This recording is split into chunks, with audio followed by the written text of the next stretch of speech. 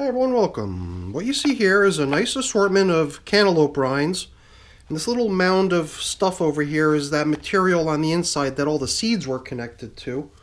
So I took the time to separate all the seeds and I've dried them out and they've been set aside so that I can include them in my next worm chow recipe. So this is the feeding, and it might not look like much, but it's got some pretty good weight to it. And there's another thing that I was going to include in today's feeding, which are some of these very old and very stale crackers. I mean, I wasn't going to give them all of these. I figured maybe a quarter of them, maybe 8 or 10 of these.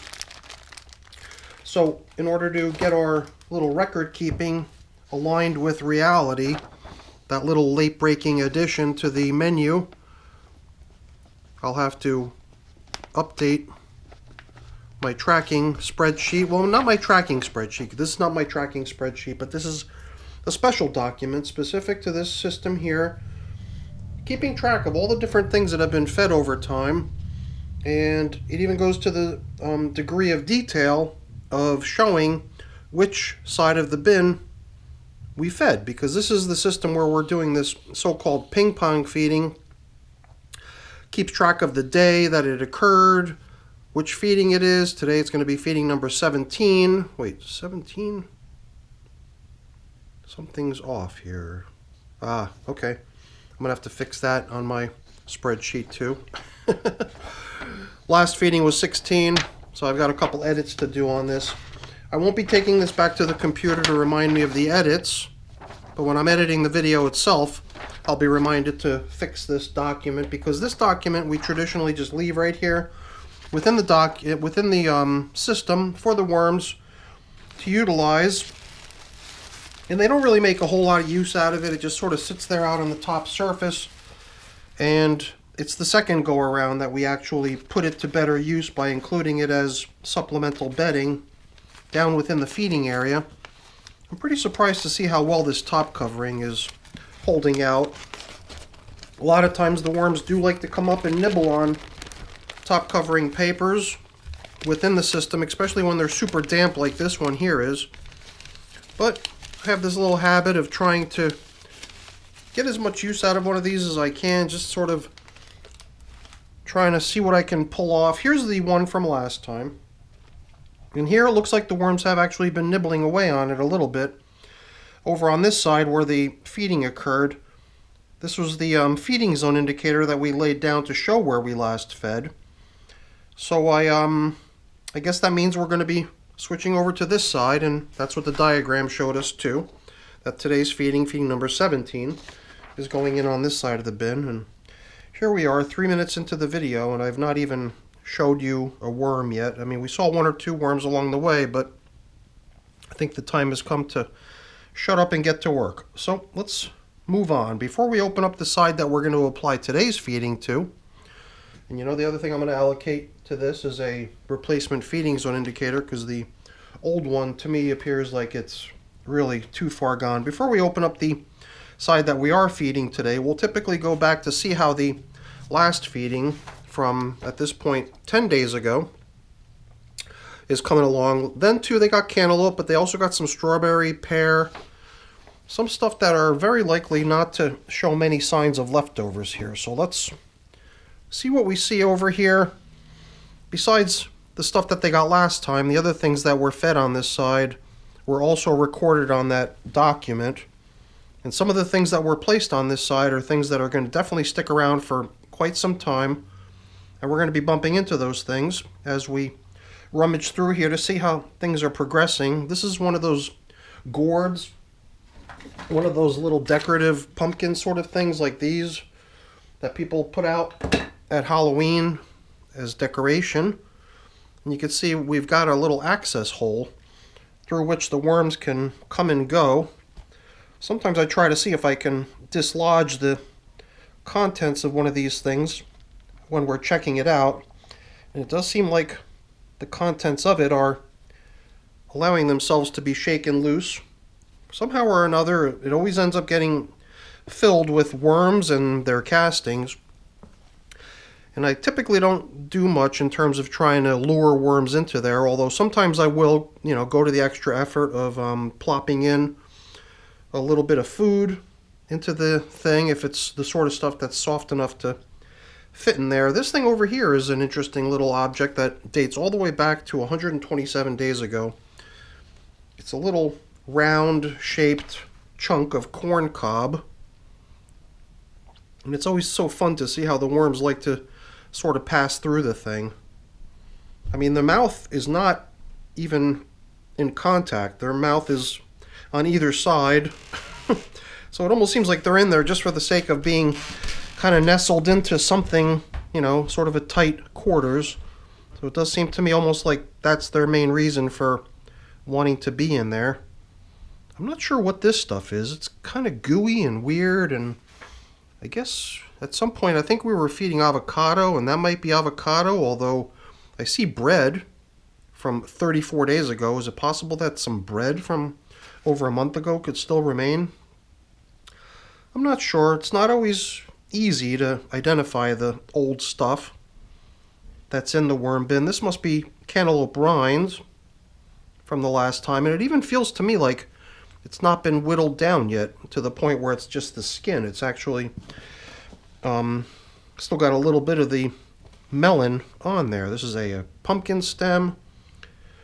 So let's just rummage through here a little bit more and see what we see. There's definitely a nice turnout of worms over in this feeding area. Sometimes I like to try to see if we can find more than just one of those little corn cob spheres.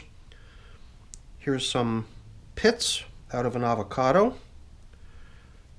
Some other random stuff that I'm not sure of. This might be the peels of the pear. So it is kind of interesting. I mean, it is true that 10 days, coming back in here after only 10 days is a little bit, it's a little bit quick, you know. I mean, I think it is the shortest period of time that I've got recorded in terms of coming back into the worm bin to feed them. So my motivation for coming back perhaps a little sooner than normal is the fact that I'm running a little bit low on space in my freezer, and I'm anxious to deplete some of the stuff I've put aside as worm bin feedings. You know, the stuff that's in my freezer. I've also got stuff that's not in the freezer. So I've got a pretty nice collection of stuff to feed the worms. It's just a matter of getting it all fed to them, you know. So sometimes I wait 2 weeks or more between feedings, but nowadays I've been kind of tightening up the interval between feedings and getting back in here a little bit sooner, just so I can press on with the depletion of my supplies. Very interesting how the avocado in my bins, for whatever reason, isn't always very popular. I see other people with avocado and their worms just go bananas for this stuff. Man, I love how nice and chunky these worms look in here. This is the mixed population of worms, which means there's, you know, a variety of, what is it, red wigglers, Indian blue worms, and European night crawlers. And whatever worms these are, they're definitely nice and chunky in size. I mean, I know the blue worms are limited to the size that they grow. They're pretty skinny and small, but the red wigglers have the potential to grow pretty good size, as do the European night crawlers. So that was kind of fun, plowing through this in progress feeding from 10 days ago, but I think we've got to press on and get today's feeding taken care of over on the other side of the bin, which is where we're heading next. I just figured I would try to restore the things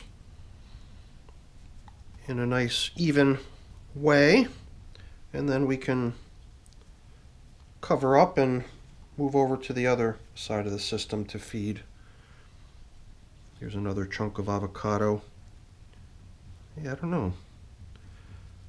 Other people's avocados must be tastier than the ones you get over here in New Jersey, because avocado is very popular in other people's worm bins, but for some reason or another I've never really noticed my worms being very into the avocados.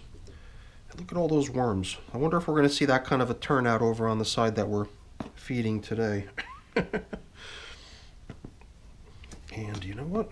Give me a moment. I will be right back. I'll let you keep these little guys company until I return.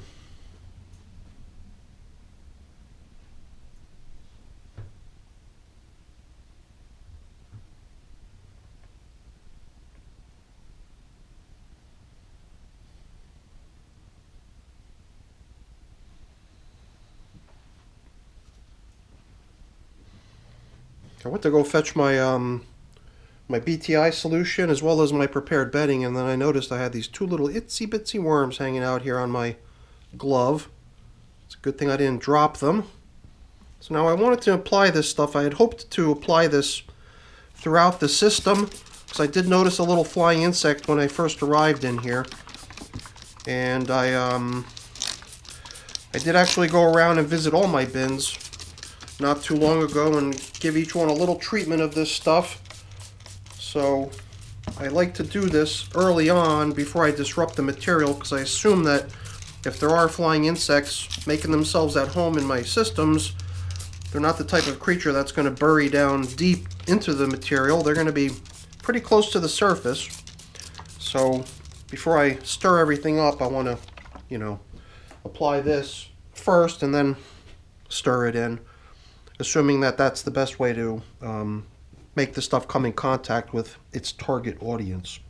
So let's press on and let's open up the side of the bin that we're feeding today. I have a feeling we're not going to see quite as many worms over on this side. It's been 22 days since we last checked in on this side of the bin. And there's stuff in here that are going to, you know, take a very, very long time. Stuff like this stem of a pumpkin.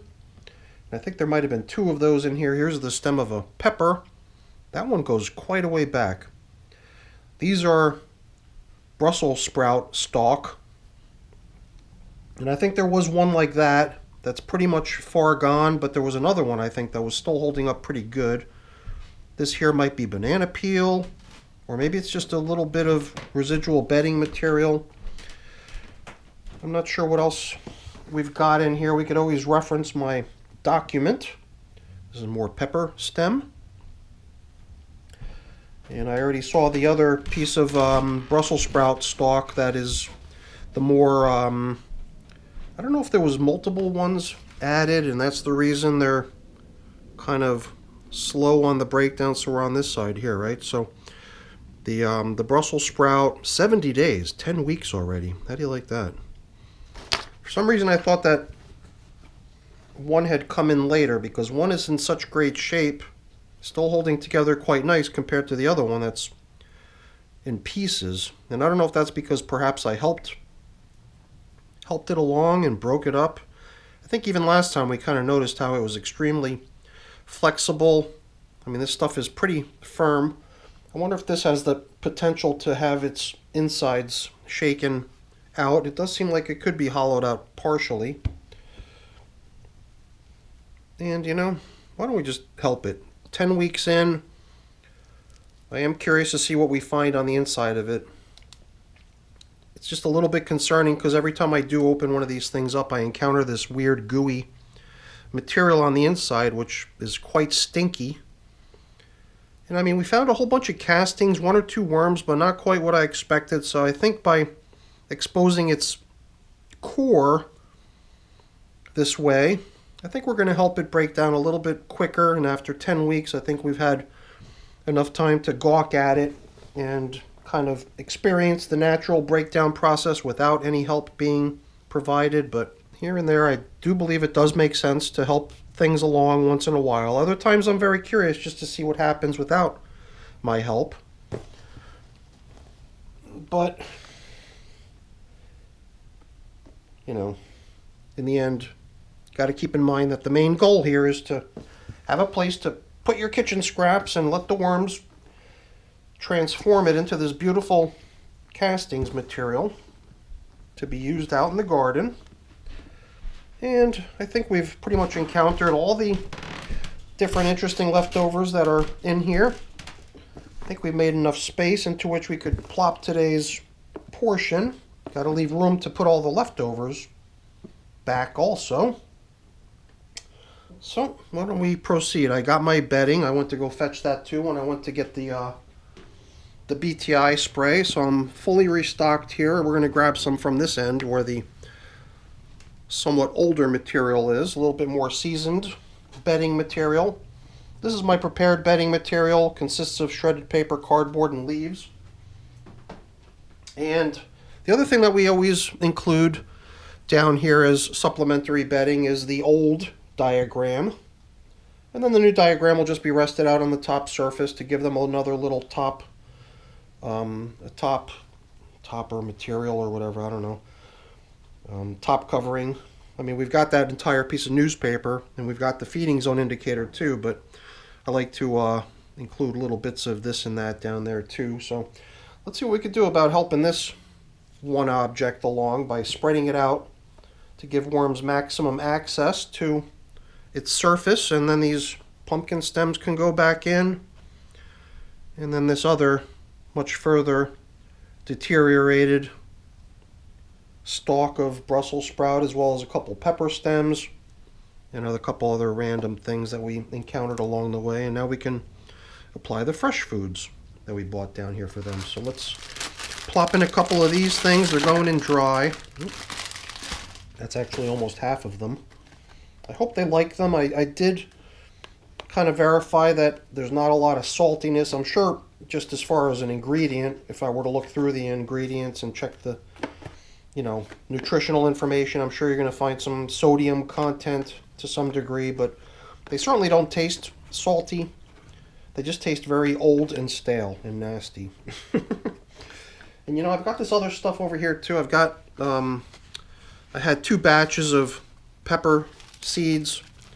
One batch worked out quite nicely and germinated and has since been transplanted into little pots of dirt. But this particular brand of seeds, to me, looks like all these seeds wanted to do was rot away. So these are just going to go in as bedding at this point. And I'm kind of holding it up to the light just to see if I could see any of them, if they're sprouting. I mean, it doesn't look that way to me. I'm wondering if I should maybe give this a closer look rather than just writing it off. I mean, so many of them are just turning black and rotting away. And yeah, I'm going to set it aside, and perhaps I'm just going to give it one last look just to make sure, it is in fact a lost cause. But if there's, the potential of those perhaps slow but still viable and growing seeds to be planted, then I might as well. And like I said before, this is a pretty good quantity of cantaloupe rinds.